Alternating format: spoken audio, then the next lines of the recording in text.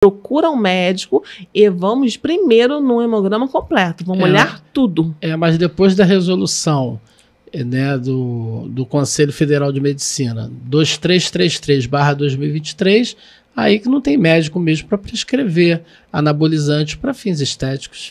Mas não tem, mas você não pode fazer isso com o seu corpo. Antes o código de ética impedia. Agora tem uma resolução então, explícita.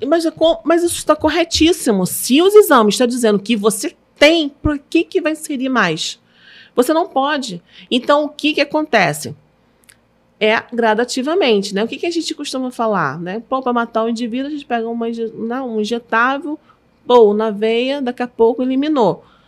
Uma atividade física errada e orientada errada mata aos poucos. E o que você provoca no indivíduo não volta mais, como lesões, né? Como uma sobrecarga no fígado. Você tem noção do que é você sobrecarregar o fígado de um indivíduo?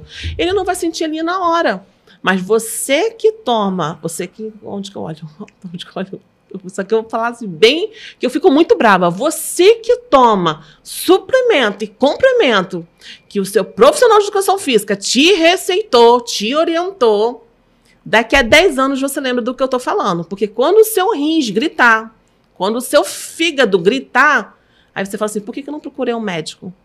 Porque eles são capacitados para isso. Não existe receita de bolo. Não existe adivinhação. Eu não posso olhar para você. Não, você precisa de um complemento. Às vezes você precisa de um sol. Às vezes a pessoa está ali, desbotada, né? Eu falo assim, você está até verde, né? Às vezes você está até com cor de peido. Porque esse cara toma um sol. O sol está aí. 10 minutinhos. Vai na varanda, vai no quintal, toma um solzinho. É isso que está precisando. Então, assim, são as coisas naturais que acontecem. Aí você vai... a sua alimentação, como é que é? Cara, eu tinha uma aluna na academia que ela tomava subtramina com Coca-Cola.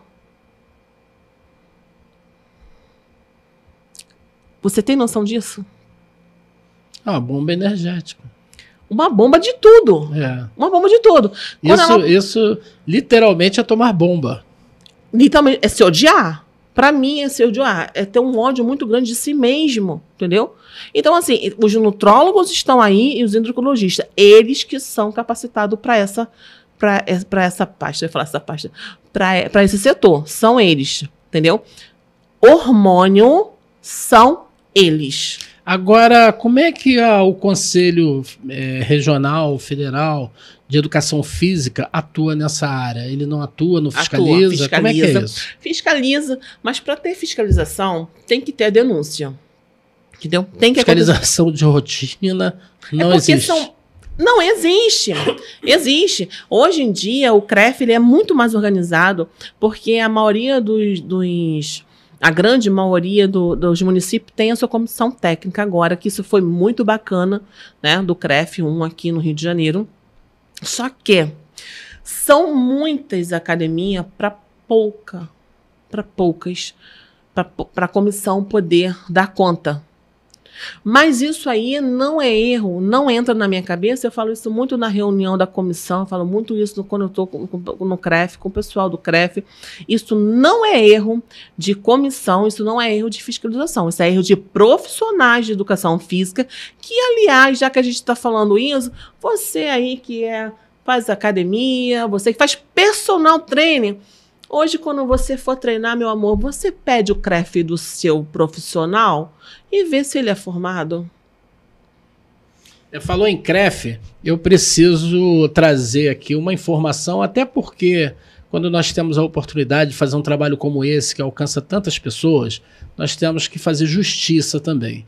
Então, quero saudar aí o professor Conte Bittencourt, que é um grande defensor da educação física, da atuação do conselho. Então, Conte, você tem o nosso respeito, o nosso carinho.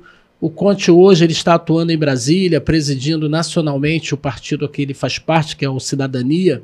Para você que não conhece, Cidadania é o antigo PPS, a Legenda 23.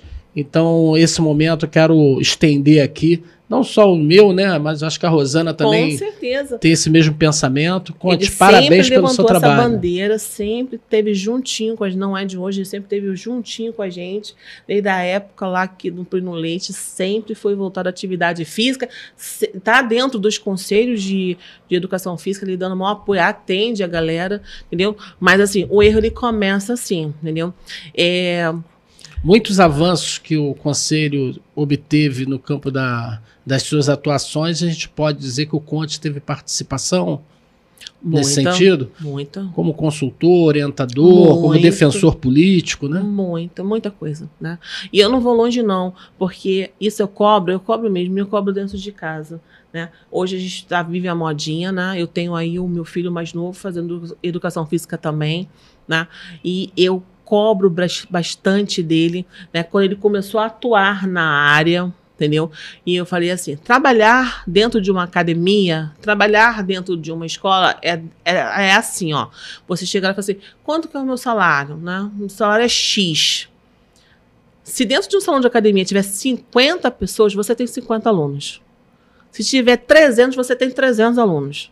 Se tiver 5, você tem 5 alunos. Porque o que mais acontece, o que mais é triste, feio, é o indivíduo estar executando o exercício errado e hoje vou botar estagiário, vou no estagiário que já começa errado porque ele está começando já errado a profissão. Está parado olhando. É a sua obrigação a correção. Qual é o objetivo do profissional de educação física? Trabalhar os movimentos. Começa aí. Trabalhar os movimentos. Se está errado, você tem que orientar. Tem que orientar. Ele gostando ou não, a sua parte você tem que fazer. Você acha que todo mundo gosta quando eu corrijo? Não. Esse dia mesmo eu tive um desconforto, para mim não, mas foi mais para a turma, porque eu fiz uma aula prática e fui corrigir a aluna, mas a outra colega de profissão, né, fazia de outro jeito. Tá, e quando ela está em estágio junto aonde essa menina trabalha, é assim que funciona, tudo bem, é assim que funciona, mas por que é assim que funciona, se esse não é o protocolo? Tem que me dizer o porquê. Não adianta virar para mim, eu não sou robótica, uma coisa que eu não sou robótica. Tá? Uma coisa que a gente tem que ter ideologia. Então, se você falar para mim que eu tenho que fazer isso e não me explicar o porquê daquele benefício, não adianta que eu não vou fazer. Então, o diferencial está aí. Eu lembro que quando eu comecei na educação física, eu falava, qual é a sua profissão? Sou profissional de educação física. Ah, sabe contar de 1 até 10, né? Tá. Eu comecei a trabalhar na academia e 3 meses depois eu era sócia da academia. Porque eu sempre fui para mostrar o que era ser profissional de educação física. Eu não sou a melhor, não, mas eu sempre procurei estar entre os melhores. Eu sempre procurei. Entendeu? Aí... Não, eu sou profissional de educação física e fiz uma pós-graduação. Ah, sabe contar de até 20, né? Fiz uma pós-graduação. Aí, quando eu estava no mestrado, já deve estar chegando a 100, contando até 100. Sempre essa brincadeirinha, entendeu? E eu sempre levava de boa e tal, e sempre mostrava ao vivo, vamos ver que não era bem assim, entendeu? E muitas das vezes as pessoas que, né? Eu lembro que essa brincadeira, quem fez de contar até 100, foi um rapaz... Eu sou grande, eu tenho 1,75 m arrumado, maior do que eu, desse tamanho, com músculo que não acabava mais. Me pegou no dia que eu acho que eu estava em DPM, não estava muito bem. Aí tocou nisso. Aí eu falei, tá bom, você tá certo. Eu devo estar chegando no 80, ainda não consegui chegar até 100 não. Agora você me explica o porquê da composição, o porquê do uso do seu suplemento, do seu complemento? Para ficar forte. Para ficar forte, por quê? Por que você usa?